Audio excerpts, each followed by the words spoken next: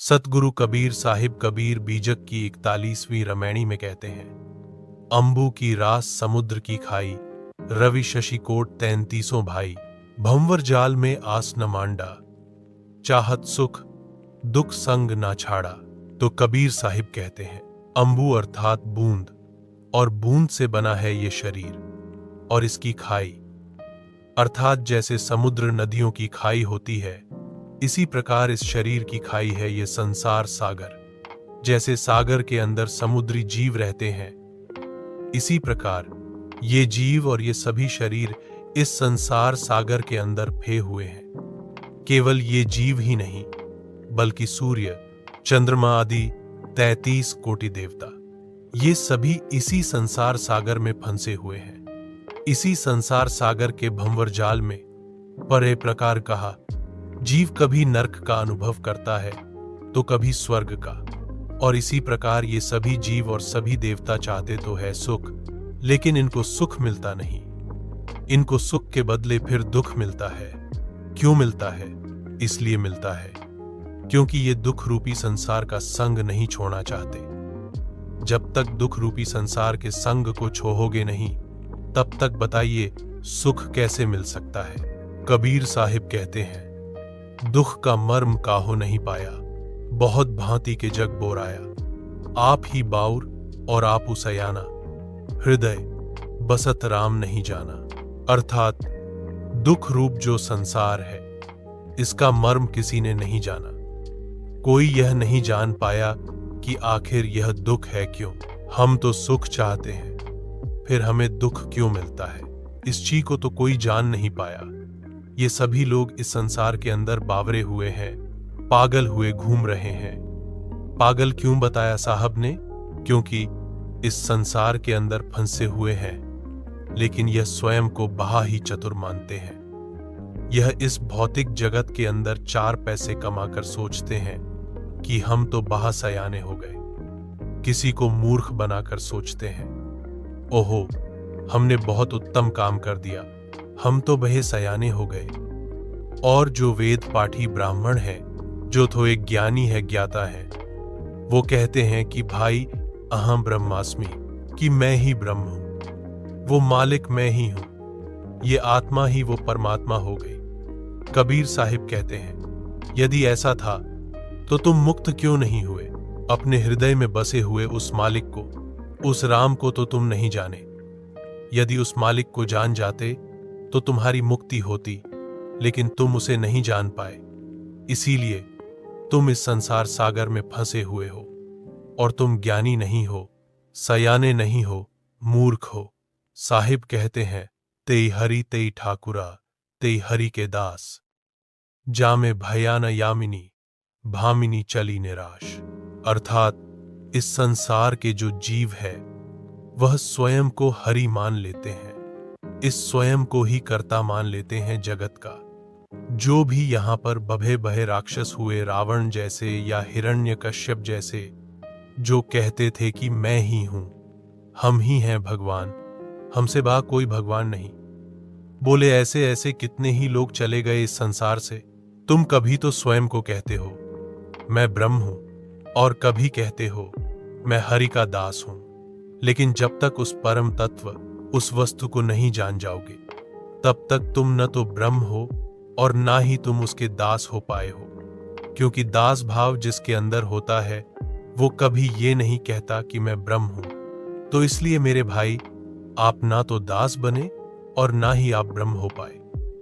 कबीर साहिब कहते हैं कि जब सच्चा गुरु मिलता है, तब वो आपको समझाता है कि यह संसार एक धोखा है, और जब आपको वो चीज समझ आ जाती है, तब आप राम नाम के उपासक बनते हैं, और तभी आप मुक्ति को प्राप्त करते हैं।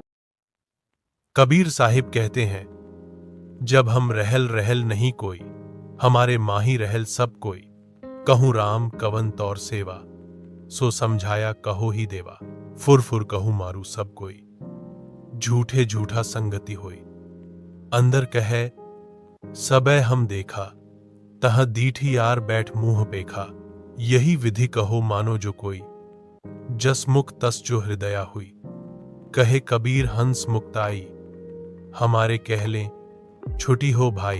एक भक्त ने प्रश्न किया कि आप कहते हो मुक्ति ऐसे नहीं मिलेगी, वैसे नहीं मिलेगी, तो मुक्ति कैसे मिलेगी? कौन देगा मुक्ति हमें? और ऐसा कहने वाले आप कौन हो? आप जो कह रहे हो वेद, ग्रंथ, उपनिषद, इन सभी से मुक्ति नहीं मिलेगी।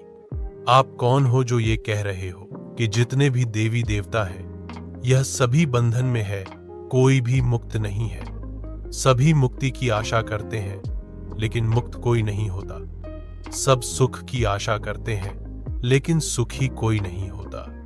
तो कबीर साहिब कहते हैं कि जब हम साहिब के लोक में थे तब तुम में से कोई नहीं था, इस संसार में कोई नहीं था, ये लोक बना ही नहीं था। तब तुम हमारे साहिब के लोक प्रकाश में ही रहे हो। मैं तब भी उन साहिब के पास था और तुम सब हमारे ही अंदर थे। आप जिस राम की बात कर रहे हो बरा बताओ कि कौन है वो राम? वेद पुराण में जिस राम के बारे में बताया गया है, बताओ वो राम कौन है? तुम स्वयं को कहते हो कि मैं ब्रह्म हूं, तो बताइए तुम्हारी सेवा कौन कर रहा है? किसने सेवा करी और तुमने किसकी मुक्ति करी? जिस राम की तुम बात कर रहे हो उस राम ने किसकी मुक्ति करी? किसी की भी तो नहीं। तुम स्वयं ही अहम ब्रह्मास्मि कहकर देवता बने फिर रहे हो। लेकिन धारा, मुझे समझाओ तो सही कि कौन से मुनि तुम्हारी सेवा करते हैं? अगर तुम ब्रह्म हो तो कौन तुम्हारा सुमरण कर रहा है? कौन तुम्हारा नाम जाप कर रहा है? फुर्र फुर्र कहूं मारू, सब कोई झूठे झूठा संगति होई। अर्थात मैं बार बार जब भी सच बोलता हूं तो हर कोई मारने के लिए दौड़ता है। अर्थात जो कहे कि तुम सच्चे हो, साहिब के हो, तो तुम उसे मारने दौड़ते हो, क्योंकि तुम चाहते हो कि लोग तुम्हें ये ना कहे कि तुम साहिब के हो, बल्कि लोग कहें कि तुम ही साहिब हो। इन वेदों को, पुराणों को पढ़ के तुम शास्त्रार्थ करते हो और स्वयं को श्रेष्ठ सिद्ध करते हो। और जब कोई तुम्हें तुमसे अधिक श्रेष्ठ मिल जाता है तो तुम आक्रामक हो जाते हो, तुम उसे मारने के लिए दौड़ते हो। सही बात है कि झूठा व्यक्ति हमेशा झूठे के ही साथ रहता है। यदि सच्चा जीव उसे मिल जाए तो वह उससे मुंह फेर लेता है या उसे मारने दौड़ता है। इसी प्रकार तुम केवल उस झूठे भ्रम के अंदर फंसे हुए हो। तुम उसी के संग रहते हो, क्योंकि सत्य को तो तुम जानना ही नहीं चाहते। तो जब जानना ही नहीं चाहते तो प्राप्त कैसे करोगे? आगे कबीर साहिब कहते हैं, आंधर कहे सबे हम देखा, तह दीठ यार बैठ मुंह पेखा। कि जो अंधा है वह कहता है कि हमने सब देखा है। बे अचर्ज की बात है। ये अंधे कौन है? यह अंधे वे लोग हैं जो साहिब के ज्ञान से विहीन हैं, जिन्हें उस मालिक के बारे में ज्ञान ही नहीं है, जो केवल और केवल इन पुस्तकों में, इन ग्रंथों में, इन्हीं में ही उलझे हुए हैं। कोई कुरान में उलझा है, कोई पुराण में उलझा है, कोई वेद में उलझा है, कोई ग्रंथ में उलझा है, लेकिन सत्य को तो कोई जानता ही नहीं। उस मालिक का ज्ञान तो किसी को है ही नहीं। उस मालिक का ज्ञान होगा कैसे? उस मालिक का ज्ञान होगा जब आप उस ज्ञान को जियोगे, क्योंकि जितने भी शस्त्र है यह सभी तो केवल आपको जानकारी देते हैं। जिस प्रकार सत्संग के द्वारा आपको ज्ञान सुनाया जाता है, आप ज्ञान सुनते हो लेकिन केवल सुनते हो, उसे आप जीते नहीं हो। जिस प्रकार आप कहीं नाटक देखते हो, उस नाट्य प्रस्तुति के अंदर आप ऐसे मग्न हो जाते हो कि आप उसके सुख में हर्षित होते हो, और जब उसमें कोई दुख भरा दृश्य आता है तो आपकी आंखों से आंसू निकलते हैं। क्यों मुस्कुराते हो आप, और क्यों आते हैं आपकी आंखों में आंसू? वे इसीलिए आते हैं क्योंकि आप उस नाटक को केवल देख नहीं रहे होते, बल्कि आप उसे जीना शुरू कर देते हो। आप अपने सपने को देखकर उसके अंदर जो भी अनुभव करते हो, आप उसे सत्य मानते हो, आप उसे जीने लगते हो। इसलिए सपना देखकर व्यक्ति कभी मुस्कुराता है, कभी दुखी हो जाता है, रोता है। यह सब किस लिए? क्योंकि आप उसे जी रहे हो। इसी प्रकार जो शास्त्र और वेद हैं इनके अंदर ज्ञान झूठा है, मैं यह नहीं कहता, लेकिन उसके अंदर जो ज्ञान है उस ज्ञान को आप जी नहीं रहे हो, आप उसे केवल सुन रहे हो।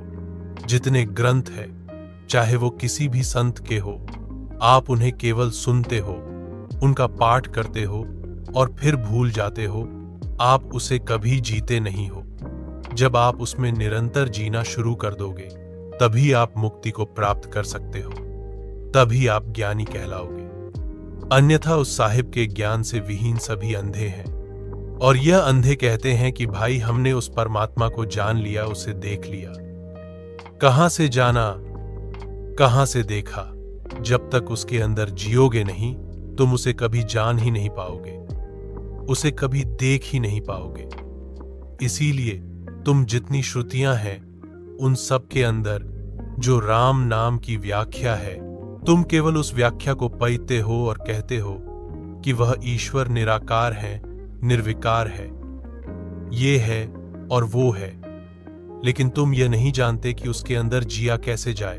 जब तुम उसके अंदर जियोगे, तभी तुम उस सत्य को जान पाओगे। वो साहिब, वो जो राम है, वो अविज्ञात साहिब, वो हंस रूप जो जीव है, इनका उद्धार करता है। उसके मुख को किसी ने नहीं देखा, क्योंकि वो गुणातीत है, वो निर्गुण सरगुण सबसे परे है।